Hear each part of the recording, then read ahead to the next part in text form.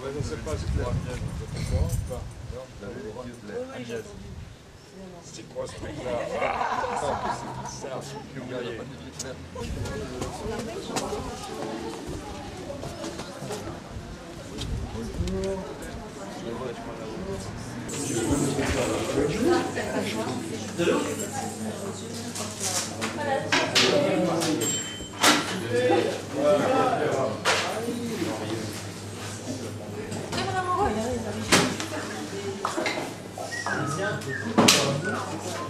C'est une race en voie de disparition.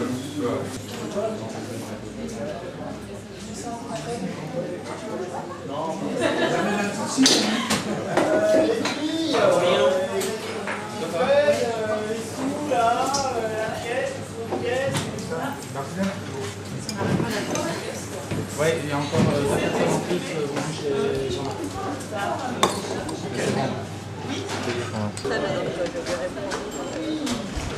Après le spectacle, ouais, je promets rien.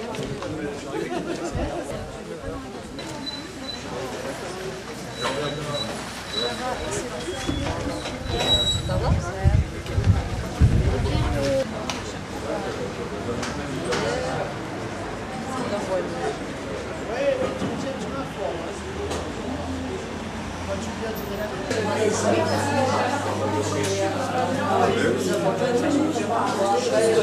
On va pas rester de cette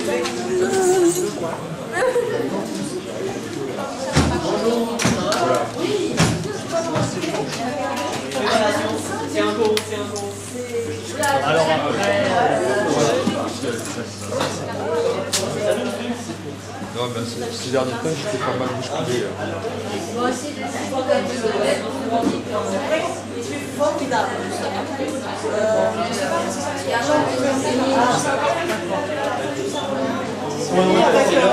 avec un petit sopalin. J'ai les cornes de gazelle. Oui, j'ai vu, t'as assuré. Combien? Et moi j'ai été plus petite.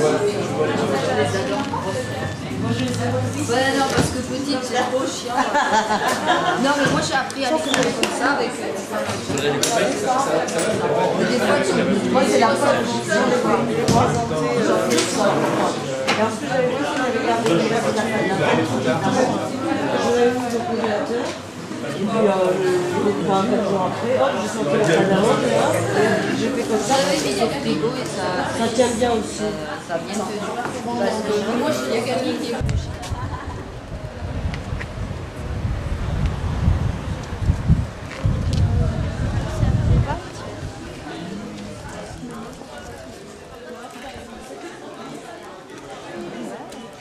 Alors vous êtes prêts De quoi?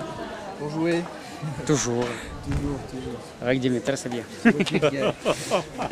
Ça va? Notre percussionniste. Votre prénom, monsieur? Wassim. Voilà. C'est la percussion de la folie. Comment tu t'appelles? Wassim. De la folie, percussion de la folie.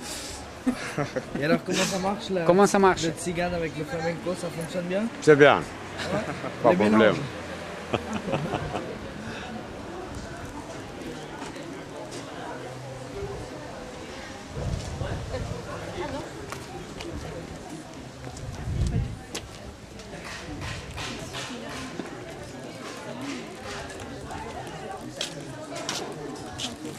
Oui, c'est ça ta mort.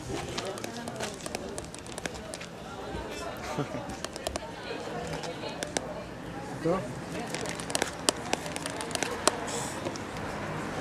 C'est une boîte à rythme. Само трябва да ми плащат, че съм тук да ги посрещна с костюм, с крава и майне. Иване, имаме тежко имане.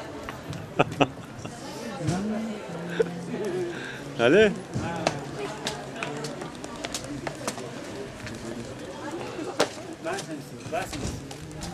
Опасен съм, много. Те скатора да ме чакаят, това пак не тук.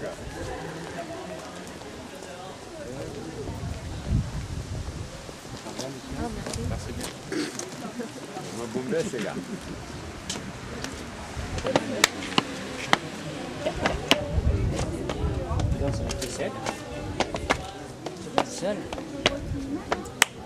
Seul, non? Ah, mais moi j'ai pas de groupe. J'étais avec une. Oui, bonjour. J'étais Bonjour. donc. On discute par rapport au On travail. discute pour le travail. Alors toi, tu fais le... Tu vois, voilà, explique. Le maintenant. flamenco. C'est la folie. Voilà, C'est una la danse alegría. très chaud. Et alors, comment ça marche avec la musique tzigane? C'est possible? Ah, vous allez pouvoir voir ça à la fin du spectacle. Je pense qu'on va réussir à faire un petit quelque chose, Bien sûr. mais je préfère ne Ça pas va être m'avancer. caliente total. Total. Ah, si, Exact, si c'est le, juste. si le musicien le dit, Voilà. c'est que. Ça, c'est caliente c'est que- total. Alors, qu'est-ce que vous... Toi, c'est le violon, hein, c'est ça? Non, je suis accordéoniste. C'est lui le violon. Le violon, c'est... Monsieur Dimitri. Dimitri. Voilà. C'est là, Dimitri. Bien parti. Ouais, nickel. Vous avez fait une petite balance, tout le monde ensemble. Quand elle avait des spectacles, je danse avec elle.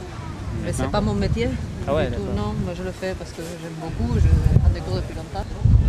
Coucou Tata. Tata, je t'aime. Tata, tu me manques. Alors Salomé, tu les as vus déjà? Qui ça? Les musiciens? Ouais. C'est bien, t'aimes bien? Ouais.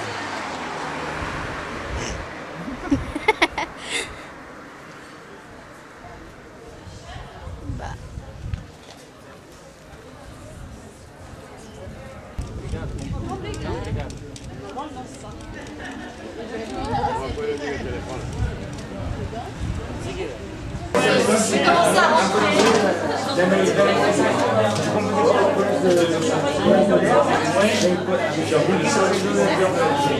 Aïe aïe aïe.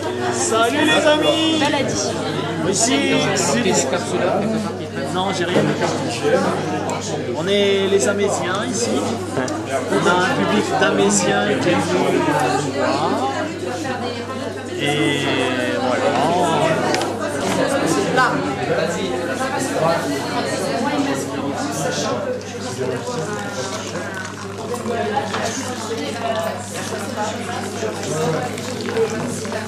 Et voilà, sans brûler. Tout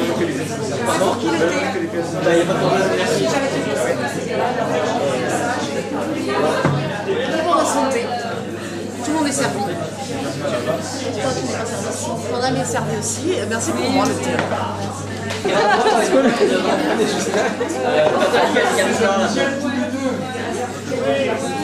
Derrière, bonjour.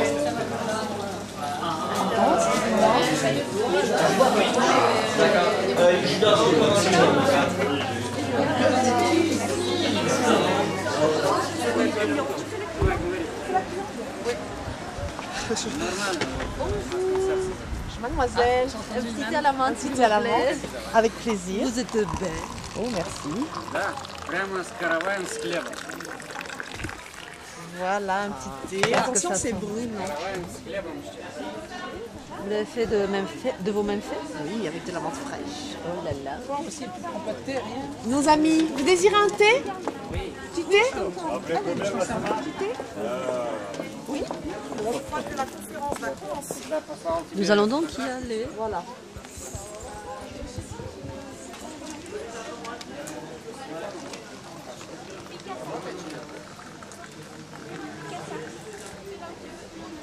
Super. Oh, le premier morceau, on le fait tous les deux. Celui-là, sol si, voilà. Et le deuxième, je le commence moi. Je commence à jouer et après j'ai dit c'est à toi. Il commence à le travailler. Et on se passe les jours complètement. Hein? D'accord, ça marche. Ça marche?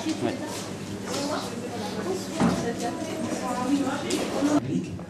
Je demande que la lumière soit un peu baissée, s'il vous plaît. Merci.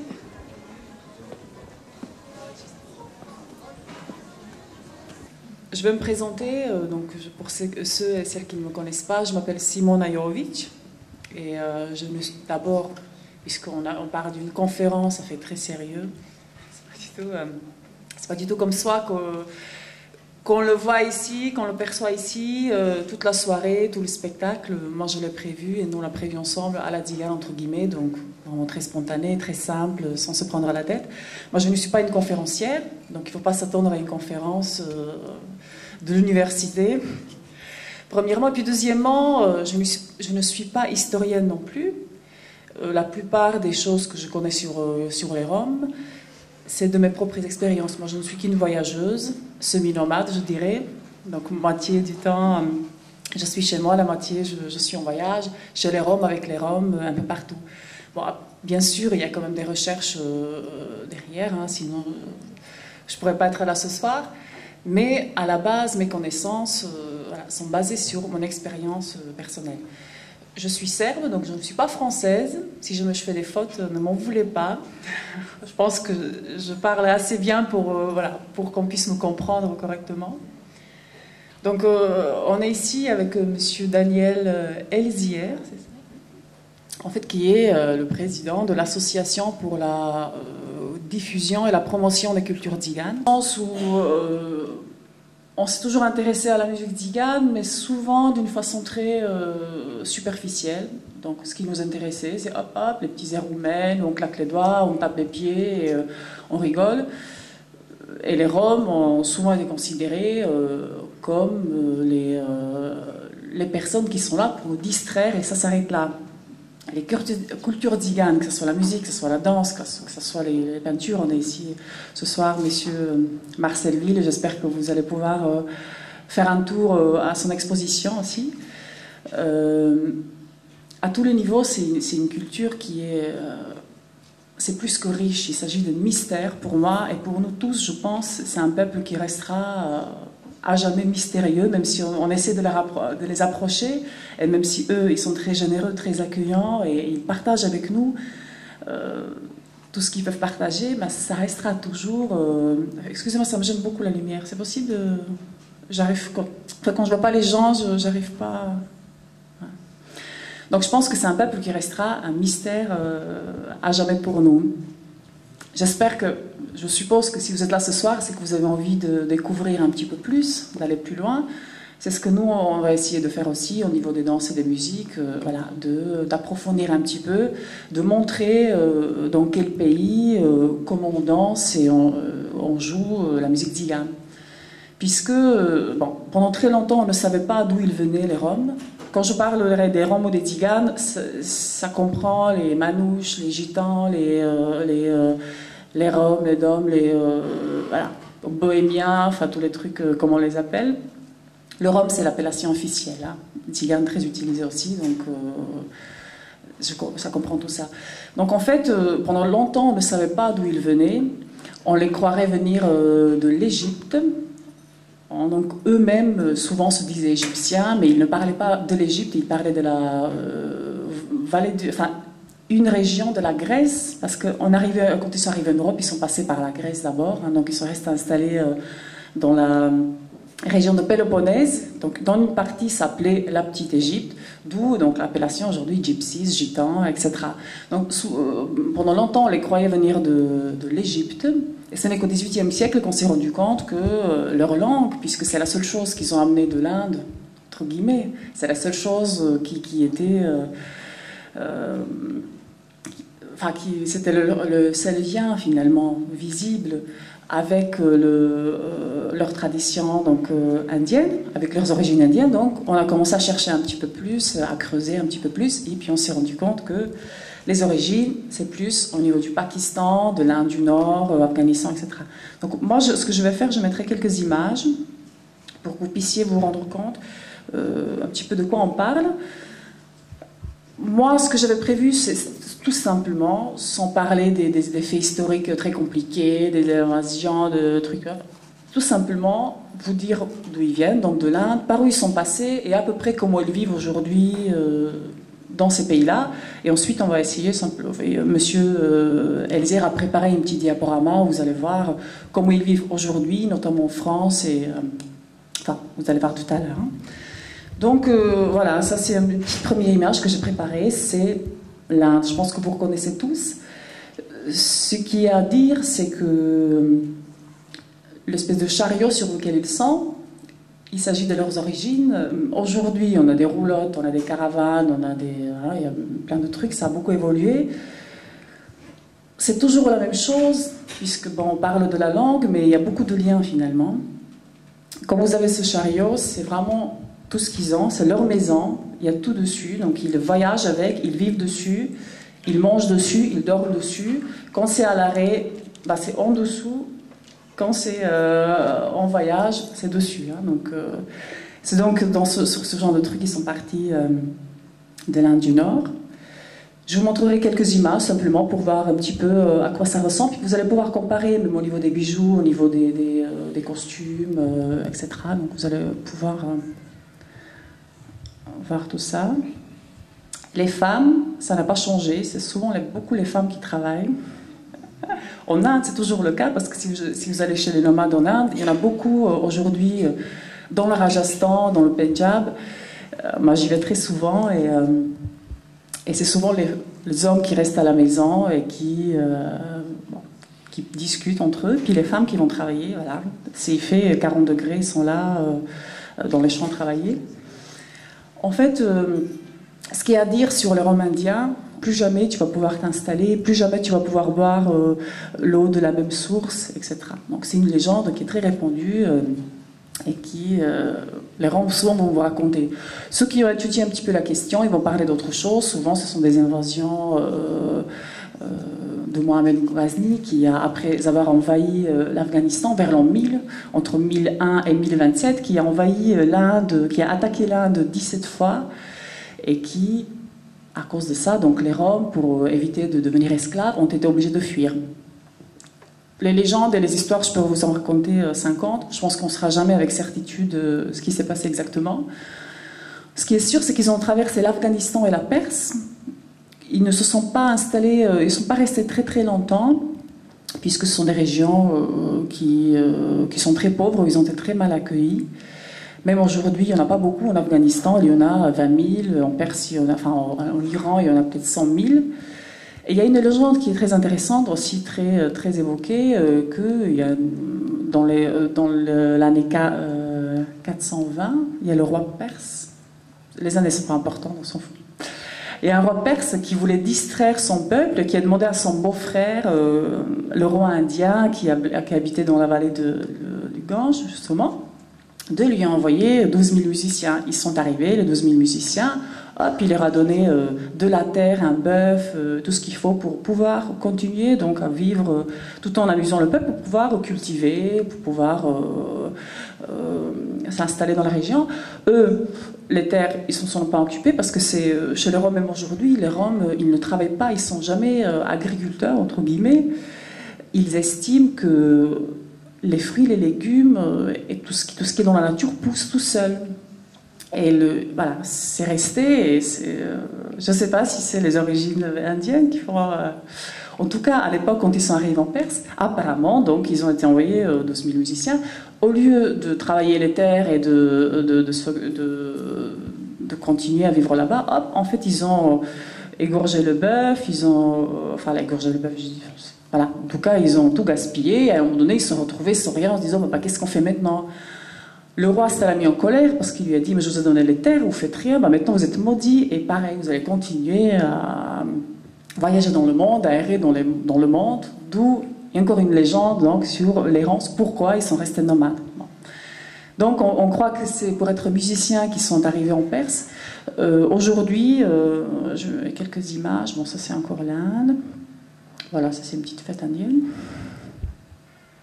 Voilà, aujourd'hui, c'est les Roms afghans aujourd'hui. Et en fait, en Afghanistan et en Perse, il y en a beaucoup qui soit sont musiciens et danseurs, soit ils, comme ceux de là, fabriquent les instruments. Donc c'est vraiment les métiers qui sont très répandus chez les Roms en Afghanistan, en Orient. Ça c'est, vous voyez les costumes très typiques pour l'Iran. Donc, pour continuer, parce qu'on n'a pas beaucoup de temps, il y en a, donc l'Afghanistan et l'Iran. Ce soir, on ne va pas présenter parce que ça aurait été, déjà ça va durer longtemps, ça aurait été trop compliqué les changements de costumes. Donc nous, on va passer de l'Inde à l'Égypte directement. Donc, en Égypte, on ne connaît pas beaucoup, on connaît pas grand-chose sur les Roms égyptiens. Bizarrement, dans beaucoup de bouquins sur l'histoire des Roms, les Égyptiens ne sont souvent pas évoqués. Donc on parle des Roms qui sont passés par l'Iran, par l'Arménie, par la Turquie, Grèce, et qui sont... L'Égypte, on dit de temps en temps, oui, on a une partie qui est partie vers l'Afrique du Nord, puis c'est tout.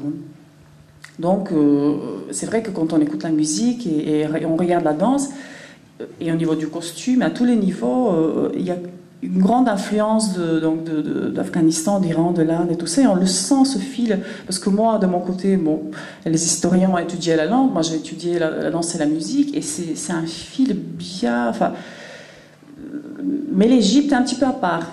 C'est vrai que voilà, on le sent bien dans ces pays-là, mais l'Égypte, bon, il est un petit peu en dehors de ça.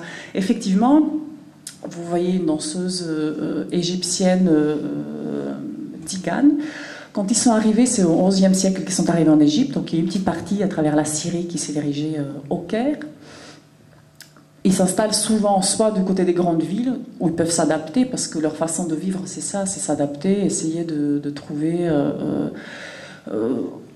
les métiers qui peuvent leur permettre de survivre, parce que le métier, ils n'ont pas du tout la même notion, voilà, de travailler beaucoup, de mettre des sous de côté, c'est vraiment survivre, vivre au jour le jour.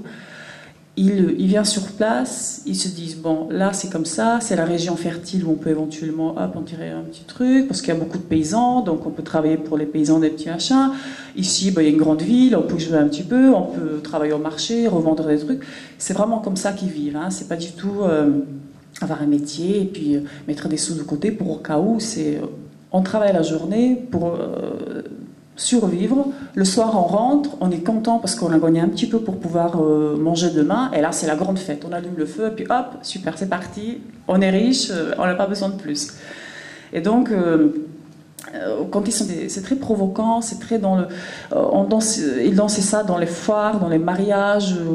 partout dans les rues, et puis les danseuses, elles dansaient à 2-3, elles venaient vers les gens, elles les faisaient participer. Et ça a été très choquant à l'époque en Égypte. Donc, quand les soldats de Napoléon sont arrivés, c'était extraordinaire. Ces danseuses qui faisaient ces ondulations, qui étaient sensuelles, et puis en plus ne se cachaient pas. Malheureusement, il y en a beaucoup qui sont devenus prostituées par la suite. Et toujours au XIXe siècle, c'est en 1824, il me semble, il y a Mohamed Ali, le sultan, qui n'était pas du tout d'accord, parce que c'était honteux pour l'Égypte à l'époque. Donc il a interdit aux Gawazi, s'appellent les Gawazi, ces danseurs et musiciens roms, il les a chassés dans le sud, enfin dans le sud, dans la Haute-Égypte, voilà, donc du côté de Luxor. Quand vous allez aujourd'hui en Égypte, c'est là-bas que vous allez en trouver beaucoup. Si vous allez au Caire, vous allez trouver toutes sortes de danseuses, mais les vrais Gawazi, c'est à Luxor que vous allez les trouver. Il y en a beaucoup encore, contrairement à ce qu'on croit, parce qu'on dit celle-là, elle est la dernière, il y en a plus, il y en a beaucoup. Malheureusement, à cause de cette très mauvaise réputation de ces ancêtres qui étaient prostitués souvent, en étant danseuses aussi, il y en a beaucoup qui sont roms évidemment, mais qui ne l'admettent pas, qui se disent non, moi j'ai rien à voir avec eux, qui ont honte malheureusement de leurs origines à cause de ça. Bon, espérons aussi que ça va changer, puisque leur musique et danse, c'est vraiment ce qui a permis plus tard, ça a beaucoup influencé, c'est quelque part les ancêtres de ce qu'on connaît aujourd'hui de ces danses orientales. Et donc, à travers, je vous disais, donc l'Arménie, ils sont entrés en Turquie. C'est un pays qui était très, à beaucoup de niveaux, dans leur histoire. Un petit diaporama de 8 minutes. Vous pouvez applaudir, Simona, ça va là.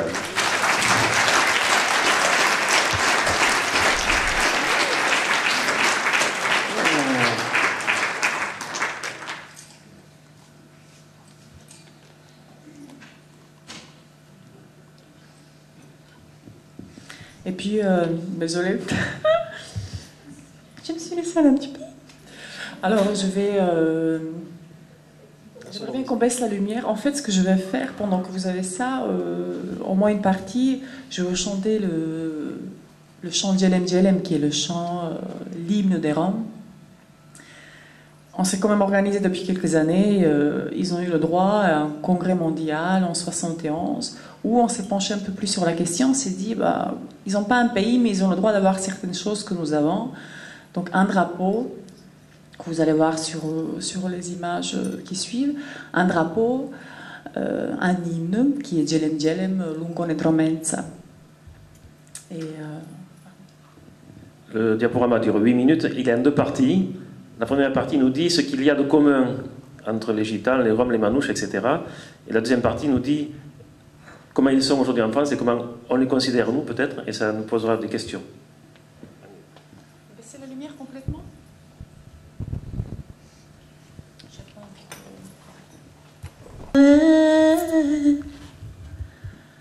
Lungo Nedromenza Maladilem Machtale Romenza